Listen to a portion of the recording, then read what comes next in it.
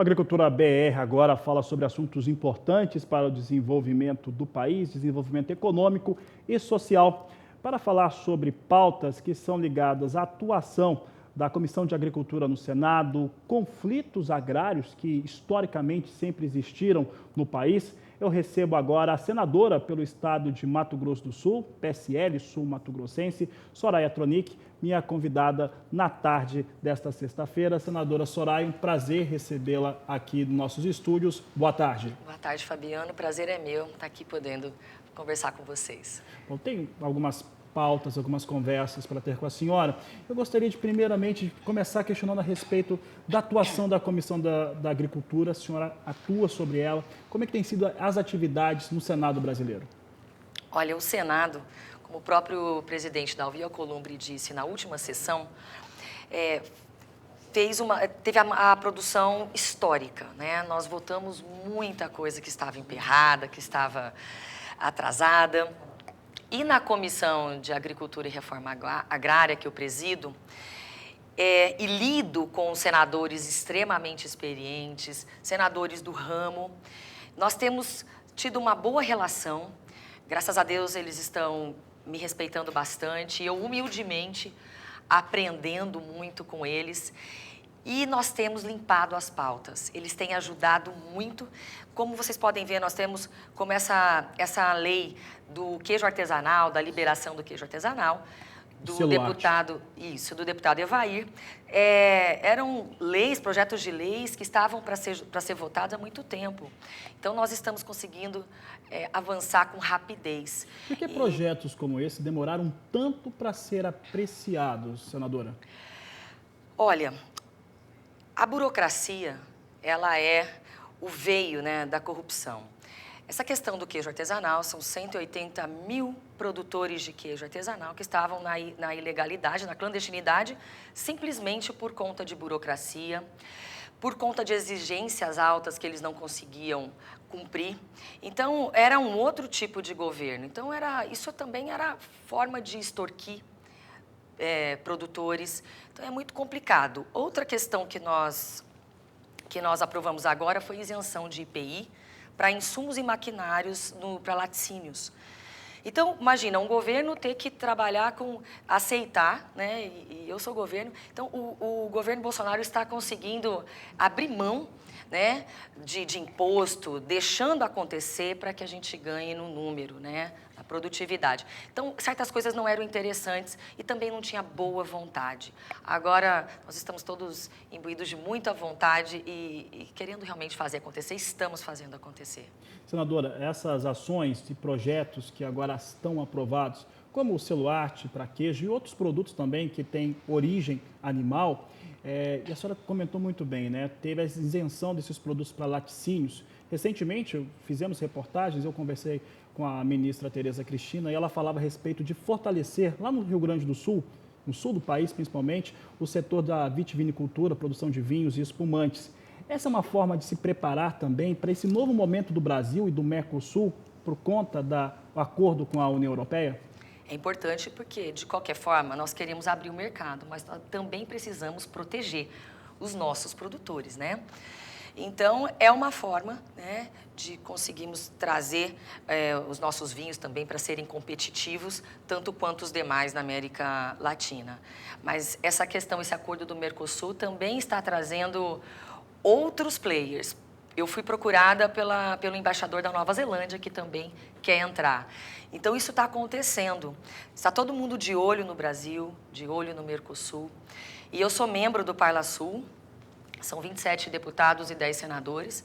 E a nossa meta é fazer com que o Mercosul trabalhe exatamente para aquilo que ele foi construído. Trazer prosperidade, né? A pauta ser estritamente econômica, né? Então, eu acho que a gente vai conseguir construir isso. Espero que esse texto a gente consiga fazer esse acordo o mais rápido possível para que os resultados venham. Hoje os países parceiros do Brasil no Mercosul, hoje estão vendo, as lideranças vendo muito mais aquilo que nos une, as nossas questões comuns, interesses comuns, do que as diferenças que sempre bateram na porta desde quando foi criado? Exatamente. Nós tivemos uma reunião na posse lá no Uruguai e o embaixador trouxe os números do Mercosul. Os melhores números são os comerciais e a balança superavitária para nós. Nós estamos muito bem, né, no mercado, né, dos 4 países. As outras questões, a gente precisa parar, pensar, né, e deixar de lado muita coisa, né, e manter a nossa autonomia como país, né, essa questão da placa dos carros, né, estamos voltando atrás. O próprio passaporte nosso, que estava com o brasão do Mercosul. Essas questões é importante a gente deixar de lado e trabalhar realmente onde interessa, né? Exatamente, que o que interessa é você ter uma alfândega, tanto no Brasil, nos outros países, que permita ter um trâmite comercial mais rápido. Exatamente, ainda mais na América do Sul, né? Nós estamos numa situação, assim, sempre ficamos, né, realmente muito aquém da nossa capacidade. A gente tem muito para crescer e seremos o maior exportador, eu tenho certeza disso. Então, a gente tem que avançar, porque a gente vai conseguir lograr esse lugar aí muito rápido. Senadora, quando eu coloquei hoje nas mídias sociais, do Agricultura BR, as minhas também, no qual eu receberia a senhora, claro que o pessoal inclusive estão esperando para a gente falar a respeito de conflito agrário, tem muita gente acompanhando os grupos, né, de produtores rurais em várias partes do país. Mas antes de entrar nesse assunto, eu gostaria de perguntar para a senhora que hoje, né, a senhora entrou no Senado esse ano de 2019, vem numa renovação no país, é uma renovação que aconteceu na maior parte dos estados brasileiros, então nós temos uma visão nova, né, e gente que chegou de uma maneira diferente, vindo de outras experiências. Pessoalmente, questão do Senado e principalmente esse fato de estar mais próximo à agricultura e à pecuária nacional. Qual que é a sua avaliação pessoal sobre esses temas? Olha, nós temos tentado no Congresso tirar a questão ideológica da pauta econômica e convencer os demais parlamentares de que isso é importante e que é importante para o Brasil, né? Então, tanto que o crédito suplementar foi aprovado por unanimidade nas 2 casas e isso foi algo inédito, né? Inédito. Então, quando falam que o nosso governo não tem articulação, não é bem assim. Nós estamos tentando trabalhar e no Senado, como tem menos gente, é mais fácil, né? Então, estamos construindo essa pauta econômica e todo mundo sabe, o agro é a força motriz da economia do nosso país. Nos salvou em tempos de crise e vem nos salvando. Então, é a nossa vocação. Muitos e muitos têm consciência disso. Então, as pessoas estão começando a entender, principalmente porque a população está cobrando. A cobrança da população tem surtido muito efeito. E eu digo, né, como eu venho dos movimentos de rua, de um ativismo que acabou surgindo, nós tivemos a necessidade de enfrentar, porque se nós não ocupamos essas cadeiras, alguém vai ocupar, né? Mas é importante deixar destacado que apesar de falar em renovação no Senado, tivemos 54 senadores novos, só 9 são realmente novos, né? Nós temos parlamentares que já eram, né, políticos de muitos anos e viciados. Então, muitas vezes eu tenho dito lá, quando acontecem problemas, de que eu não quero ouvir daqui 4 anos que a renovação não fez nada. Então, eu tenho alertado que a renovação que pintam não é a renovação que realmente existe. Né? A renovação também não é. Oxigenou o Senado, oxigenou a Câmara, mas não é dessa forma, não. Tem muita gente viciada ali. Mas também eu me surpreendi com políticos antigos que eu não imaginava que estariam ao nosso lado, que teriam uma consciência que quando eu olhava para eles, eu não via. Então, estou conhecendo senadores antigos que estão fazendo, assim, formando esse grupo conosco de seriedade, da pauta econômica. E do PSL nós somos só 4 senadores. Então a gente tem que correr muito, porque é nosso interesse maior que o país dê certo, né? Os outros também pensam, lógico, é natural, nos seus partidos, né? Estão conosco em muitas questões. Então, a pauta econômica tem sido trabalhada e eu acho que nós estamos logrando o êxito, graças a Deus. Temos gente da oposição na própria Comissão de Agricultura que está conosco. Será que nós vamos ter momentos como da aprovação do orçamento, agora recente, no qual, pelo menos para mim, é a primeira vez que eu tinha visto, né, votarem pelo interesse do Brasil e não de um partido ou um lado especificamente, isso não pegando lado de ninguém, mas votaram juntos. Será que nós vamos ter mais momentos como esses? Eu acredito que sim. A partir do momento que a população compreendeu a necessidade de apertar os cintos, a população já compreendeu a necessidade da reforma da Previdência, já entendeu que o Brasil está numa situação muito difícil e tem cobrado os parlamentares, então não adianta mais enganar.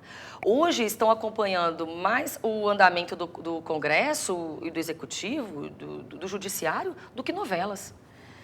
Então é algo impressionante. O nível de intimidade que a população está pegando com os ministros.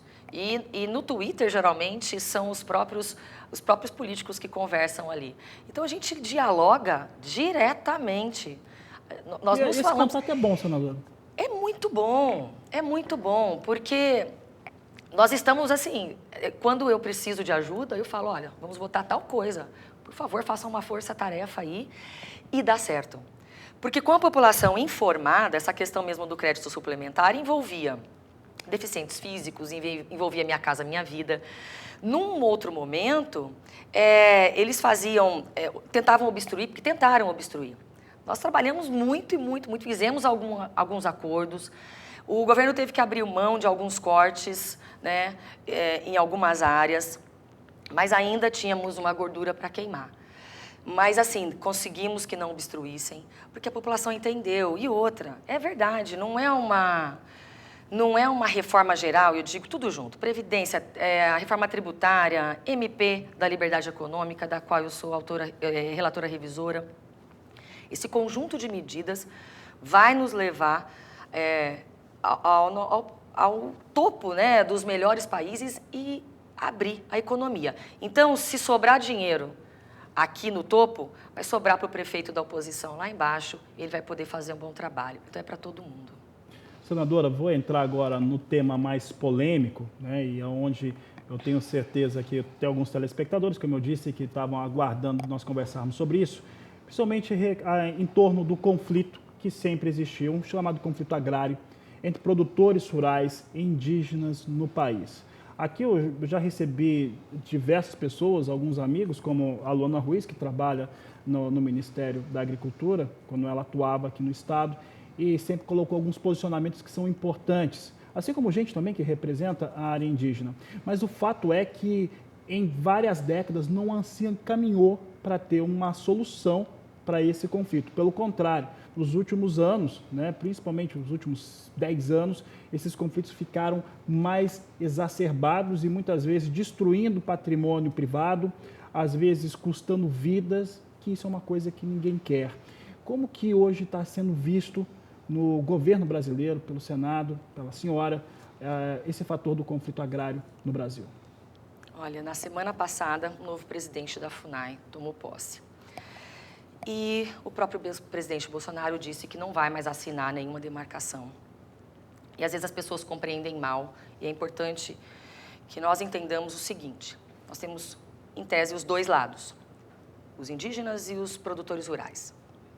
Ok, todos os lados estão insatisfeitos. A política que foi implementada não deu certo para ninguém. Então, se ninguém está satisfeito, porque eles vinham demarcando e colocando os índios nessas terras, né? Mas os índios estão em guerra, insatisfeitos e, pior de tudo, abandonados e numa situação econômica terrível. Pobres, estão mesmo Passam pobres, em miséria. necessidades como qualquer população pobre do Brasil. Por quê? Porque eles achavam que a questão era apenas demarcar, tira o produtor rural dali, coloca o índio e simplesmente abandonaram, como fazem com os assentados. Então, não dão capacitação, não dão subsídio, não investem. E aí, como que você vai ajudar os indígenas? Como que eles terão financiamentos se eles não conseguem, eles não têm um CNPJ? Se eles não têm o título da terra? Como que eles podem entrar num plano safra? Não tem plano para o índio produzir. E os nossos índios aqui do Mato Grosso do Sul são diferentes dos índios da Amazônia. Tem índios que realmente querem ficar fora da sociedade, tudo bem. Mas tem que chegar um momento em que tem que perguntar para o índio o que ele quer. E também focar em cada etnia, cada vocação, né? Tem uns que são da pecuária, outros da agricultura, outros do artesanato. Então, colocam todos os índios num pacote só e implementam a mesma política. Não está dando certo. Pior, não indenizaram aqueles produtores rurais, tá? Que já perderam as suas áreas. Esse passivo precisa ser resolvido antes de se falar em qualquer questão de voltar a demarcar, né? Então, nós não temos condição. É uma falta de responsabilidade não pagar, porque até o Ministério Público Federal, estive com eles recentemente, com 2 procuradores aqui do Estado, eles já concordaram que não, realmente, nós entendemos agora que tem que indenizar. Beleza, então vamos parar de demarcar e indenizar, é assim que a gente faz. E também desenvolver uma forma de poder capacitar e fazer com que os índios caminhem. Então, nós temos lá de cima, da Raposa Serra do Sol até o nosso Rio Grande do Sul, questões, demarcações, só que em áreas extremamente produtivas. É estranho isso. Muito dinheiro entrou nessa história, na FUNAI, ONGs. Muito dinheiro se passou durante todo esse tempo. Só que esse dinheiro não chegou na ponta, não chegou no índio. Então, nós temos corrupção, nós temos um projeto comunista do Foro de São Paulo, nós temos uma série de questões graves e delicadas neste tema.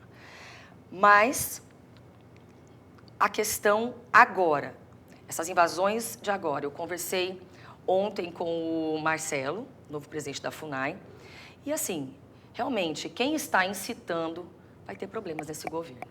Senadora, por falar em incitar, eu vou abrir aqui, eu recebi na mensagem pessoal, um produtor rural de Sidrolândia, interior do Mato Grosso do Sul, pediu para não ser identificado, porque ele teve terra invadida, ainda está sobre essa situação bastante difícil, é de Sidrolândia. Ele disse o seguinte: Fabiano, fala com a senadora que só invadem terras altamente produtivas e caras. Não há, o que ele está insinuando é que não há invasão em terras mais pobres que eu digo solo mais pobres. Isso acontece em várias partes do país, nós vemos isso principalmente no sul do Mato Grosso do Sul, sempre invasões em áreas de extrema produtividade, né? Aonde que começa isso, ou como lidar com esse tipo de situação que já data de vários anos, senadora? Eu pedi lá no Senado, e já foi aprovado, uma audiência pública sobre essa questão, para que a gente possa discutir que eu vejo que existem interesses em frear o nosso agro, frear a nossa produção. Existem interesses, não sei de quem, mas esse assunto, assim, eu vou tentar resumir. Tanto quando falam mal dos brasileiros lá fora na questão ambiental, tá? Quando o Fundo Amazônia vai para ONGs que não prestam contas. E essas terras produtivas que são invadidas, tá? E depois elas ficam abandonadas e ficam... É uma cena de deserto, deprimente, na fronteira, né? E o mais interessante, os índios não podem ter o título da terra. Se eles desapropriam, se tira de alguém que tinha o título e entrega para quem não tem o título, esse título vai para quem? Esse título fica com a União. A União é proprietária de toda essa terra. E aí a gente volta lá atrás. A gente tem que parar para pensar. Se toda essa terra, e eles querem avançar, 14% do território nacional ainda não é o suficiente. Não vai ter fim. Não tem fim isso. E para uma população que ainda exerce, até uma questão de questionamento, né? Muita gente questiona até quando os indígenas brasileiros, ou se todos os indígenas brasileiros precisam de fato serem tutelados pelo Estado. Se não teriam direito à escolha, a viver como um cidadão, respeitando a sua etnia, a sua cultura. Tem que perguntar para o índio, né?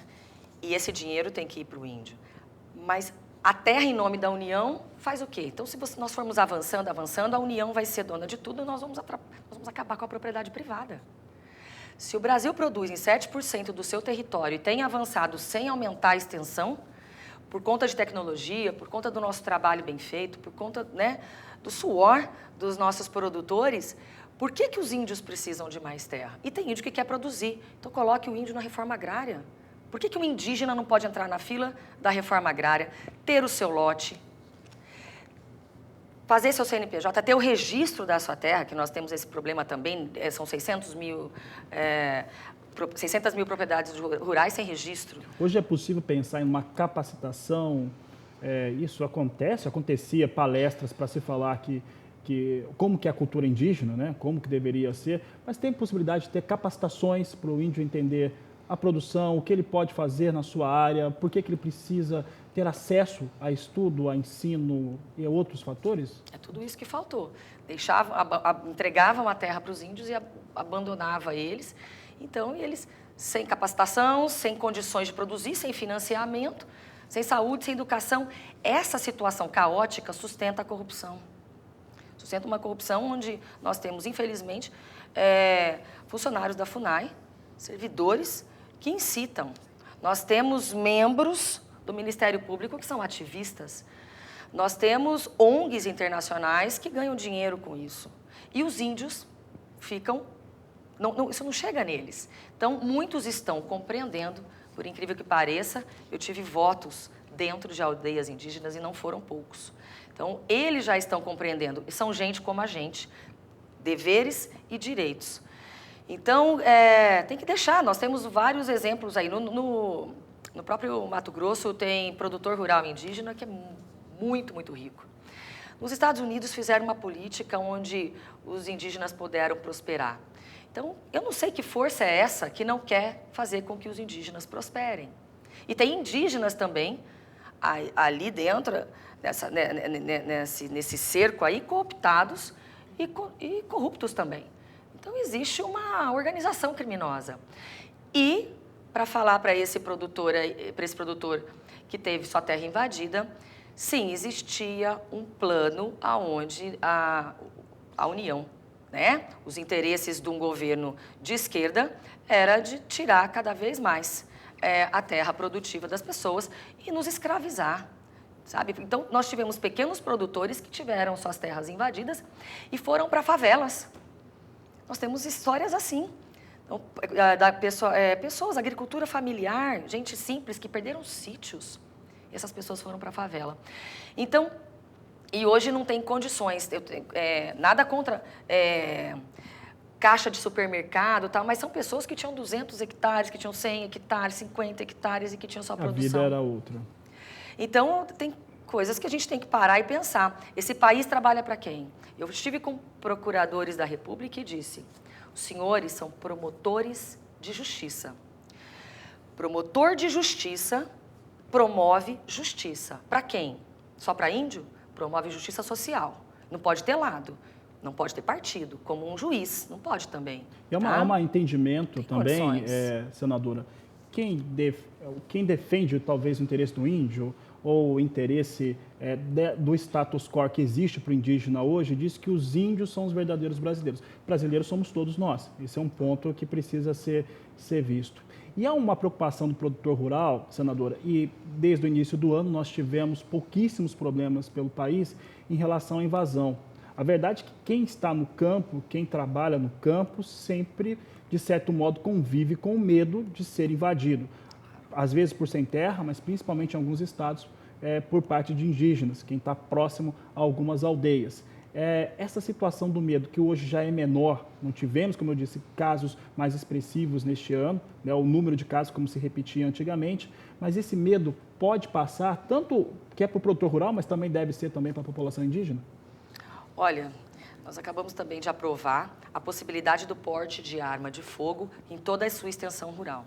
Também diminuímos a idade de 25 para 21 anos da possibilidade de portar arma na área rural para se defender. Antes era possível somente dentro da sede, da casa, né?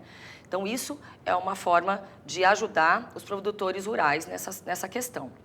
Agora, quando a gente fala também, quando eles dizem que o índio tem o direito à terra, eles tiram os produtores rurais das suas sedes, das suas casas, tiram o gado, toda a produção, queimam tratores, fazem simplesmente um arrastão.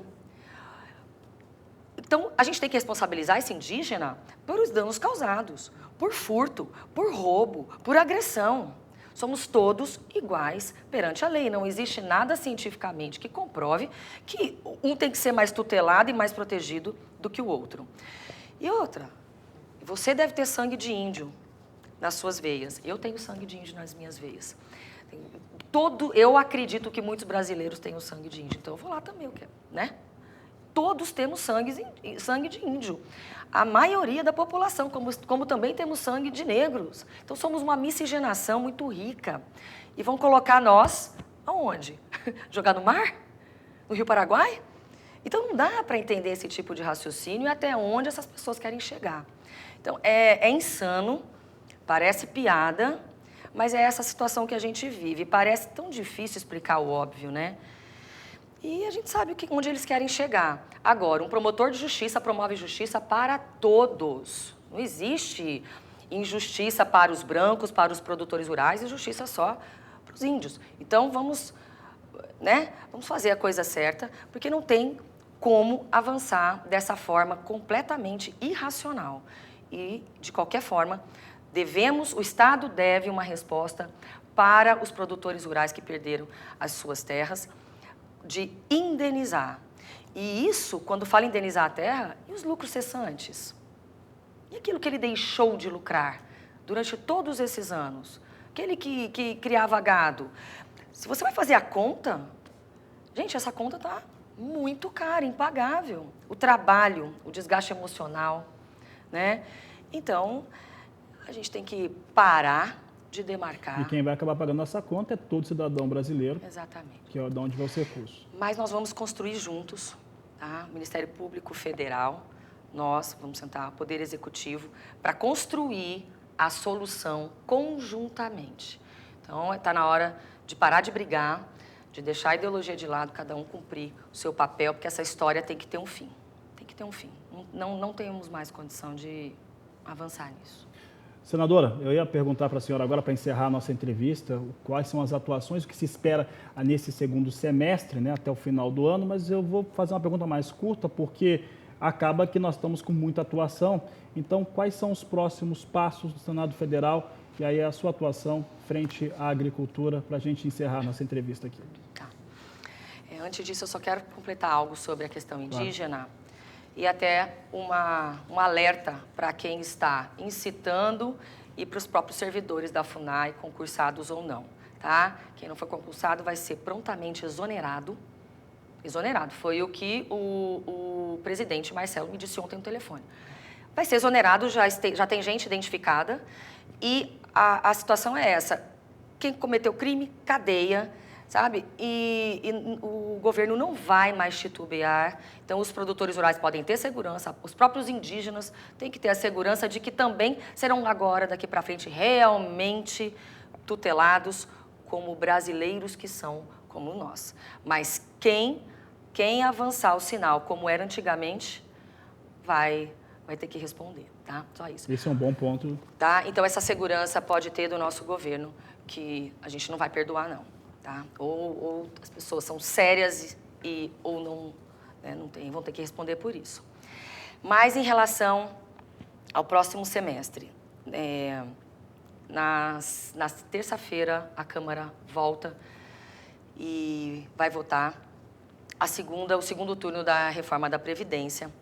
E nós não, por mais que o Senado não tenha recebido ainda, a nossa vida continuou lá com essa produção histórica, graças a Deus. A FPA tem atuado muito junto com os deputados. Todas as reuniões da FPA, às terças-feiras, os almoços, eu tenho ido, né, mas aí eu fiz uma reivindicação. As pautas muito voltadas para o que está acontecendo na Câmara. E poucos senadores frequentando a FPA, realmente, porque somos um número menor. Mas eu fiz uma reivindicação e nós passamos a ter, pelo menos uma vez por mês, um café da manhã só com os senadores. E toda a pauta que está correndo no Senado. Então, nós temos questões dentro do Código Florestal, nós temos licenciamento ambiental e várias legislações aí de fomento. caminhando, como foi essa de isenção de IPI, do queijo, questões também de desburocratizar todas as obrigatoriedades para você conseguir regularizar a sua terra, porque são mais de 600 mil propriedades sem registro.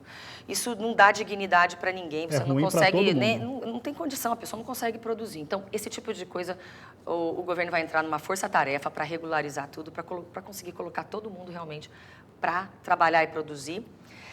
Estamos trabalhando junto com a Embrapa, estive conversando com eles. O Brasil produz tecnologia e tem o orgulho de exportar, né? Nós temos um cientista no Rio de Janeiro que desenvolveu uma tecnologia para a produção de laticínios e está na Nova Zelândia, né?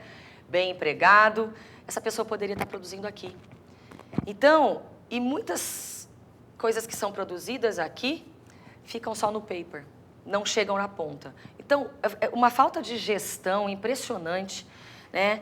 E agora a gente vai levar o que o Brasil produzir de tecnologia para a ponta, ensinar essas pessoas a produzirem, porque o mote hoje desse governo é que o pequeno proprietário não necessariamente tem que ser um pequeno produtor. Né? Existem pequenas propriedades, o produtor pode ser... O produtor pode ser gigante, né? O Israel é um exemplo. Estive em Israel com o presidente Jair Bolsonaro, com o Jorge Seif, que é o secretário da Pesca, que é uma pessoa maravilhosa e tem muita coisa boa acontecendo na pesca aqui. E aquela velha frase do presidente, olha o que Israel não tem e olha o que é, e o que temos e não somos, por conta da tecnologia. Então, levando capacitação, levando investimento, apoio e tecnologia, essas pessoas podem realmente crescer e a gente vai sair dessa situação caótica que nós estamos e vergonhosa para assumir aquilo que nós fomos assim destinados. O Brasil tem condição de estar no topo. Tá certo, senadora Soraya, eu quero agradecer a sua participação. Poderíamos conversar por muito mais tempo, mas o convite fica aberto para a senhora voltar quando puder aqui ao Agricultura BR, ao Canal do Boi. Muito obrigada e quero que vocês continuem acompanhando as nossas reuniões da Comissão de Agricultura e Reforma Agrária. São todas as quartas-feiras, às 11 horas da manhã, começa aqui no Mato Grosso do Sul, às 10 da manhã. Acompanhem as nossas pautas, participem e qualquer ideia legislativa, qualquer problema, juntem-se, nos procurem, porque nós estamos aqui para resolver os problemas, né? E para ajudar em tudo que está faltando. Nós estamos com muita vontade de acertar e a participação da classe é extremamente importante para nós. Então, por favor, as portas estão abertas, nos acompanhem. Obrigada, tá? Obrigado, uma boa tarde para a senhora.